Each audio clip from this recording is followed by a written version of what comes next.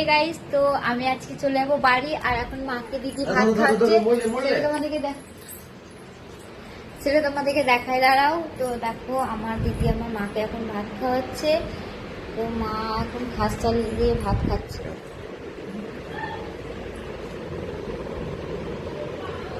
মায়ের নাইটি ফাইটি সব উঠে আসলে মায়ের বিশাল পায়ে হাতে ব্যথা, গায়ে হাতে পায়ে হাতে, গায়েও ব্যথা করছে, পায়ে সেরকম ব্যথা করছে, বিশাল প্রচন্ড ব্যথা করছে, বুঝতেও পারছি না ভালো করে।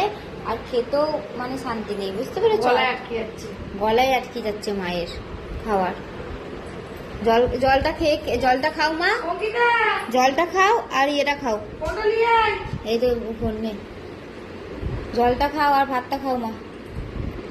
আর আমি আজকে বাড়ি চলে যাবো। আর আমাকে বাড়ি যেতে হবে, কেন বলে তো আমি বাড়ি যেতাম না মায়ের ওই অবস্থা দেখে। তো আমাকে বাড়ি যেতেই হবে, কেন বলে তো আমাদের সবকিছু মাল তোলা থাকে তো।